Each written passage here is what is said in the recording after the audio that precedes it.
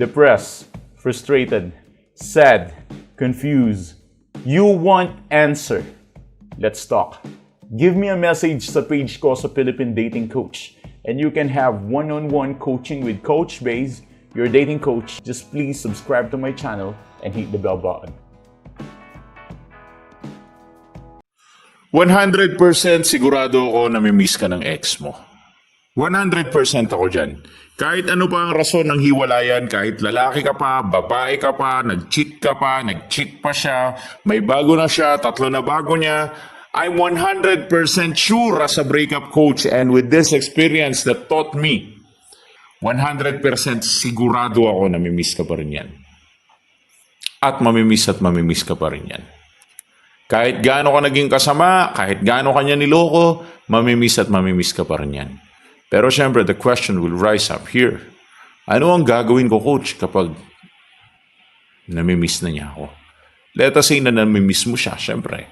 Kumbaga, kapag kasi nag-spark or bigla mong namiss yung ex mo, it simply means na open-minded ka para sa balikan.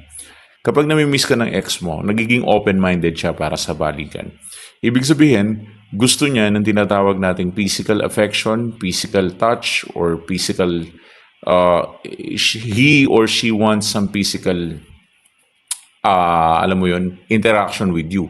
Or probably your ex just wants to have a physical, yung parang gusto nila ng physical touch from you. They really want that. Gusto nilang maramdaman yun. Gusto nilang ma-feel yun mula sa'yo. I know that is definitely confusing on your side. Pero sa kanila, hindi confusing yun sa mga ex nyo. Kasi iba ang psychology ng dumper sa dumpy. Ang psychology ng dumpy is ikaw, yung iniwan. Ikaw, dumpy ang tawag sa'yo. Dumper, yun naman yun ang iwan.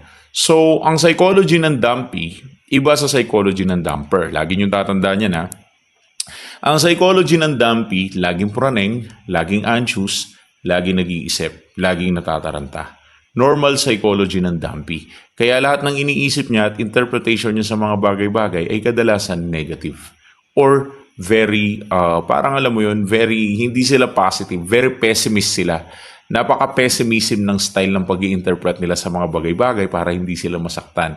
When I say pessimism, like, kunyari, nag-chat yung ex sa kanila, iniisip nila, baka nabigla lang to, baka wala lang, kaya nag-chat. Pero di nila alam na namimiss pala sila, kaya nag-chat yung ex. Hindi man lang pumapasok sa isip ng mga dumpy na kaya nag-chat yung ex nila is kasi dahil namimiss sila. Ang unang papasok sa kanila sa isip nila, bakit niya ginagawa to? Ano kayang rason? Kumbaga nagiging meticuloso sila kasi nga dumpy sila. Ganun ang mindset nila. Samantalang ang dumper, hindi siya ganong nag-iisip. I'm not saying na bobo siya. Let us say na yung dumper, hindi siya ganun kalalim yung hook niya sa'yo. To the point na mga iniisip ng dumper ay hindi ganun kalalim kagaya ng iniisip mo. Ang dumper, kapag ikaw ang nag-chat sa kanya, una niyang iisipin na may miss mo siya. Kasi nga dumper siya eh. Isipin niya agad naghahabol ka. Isipin niya agad nandyan ka lang, available ka. Ganun siya mag-isip, unlike you. Kaya, dun sa different mindset na yun at different approaches na yun, kailangan natin ng different categorical approaches na gagawin. Kasi, kung mag-i-stay ka sa ganung mindset na makikipag-usap ka sa ex mo, nang ganun-ganun lang, porket namimiss ka niya, mas lalong mawawala ng bisa yung pagka-miss niya sa'yo. Kasi agad-agad mong binigyan ng interaction. Kaya, eto ang pinaka-advice ko sa inyo. Kapag ang ex nyo nag-reach out sa inyo, huwag nyo siyang bigyan ng agarang interaksyon. Huwag nyo siyang bigyan ng agarang pagsagot. Huwag nyo siyang bigyan ng agarang atensyon. Dahil aakalain niya at iisipin niya na nandyan ka pa rin, naghihintay ka pa rin. So yung pagka-miss niya sa'yo, mawawala yung excitement. Bakit nawawala yung excitement? Kasi nung nag-give off a touch siya sa'yo, nung binigyan kanya ng message, probably sa Viber, sa Messenger, sa text, or kung saan man sa call or anything like that, nung binigyan ka niya ng counting message, binigyan mo siya ng attention agad-agad sa message na yun, agad niyang iisipin na you're still losing it. Diba? Nawawala yung excitement. Akala ko, mamimiss ko siya, hindi pa pala. Ganun yung magiging isipan niya. Mas lalo ka niyang mamimisinterpret. Kaya dito papasok yung salitang, alagaan mo sarili mo, Diyos ko po. Hindi pwedeng ganun-ganun lang nag-give up ka. Kaya kapag namimiss ka ng ex mo, ang pinakamagandang gawin is wag mong isolid yung interaction mo sa kanya.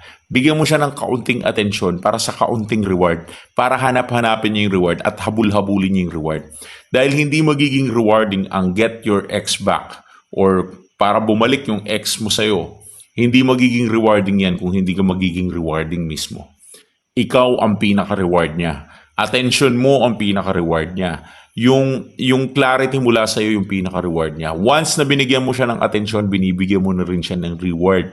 At kapag ang bad behavior, binibigyan mo ng reward, magkakaroon ka ng mas malalim at mas malaking problema.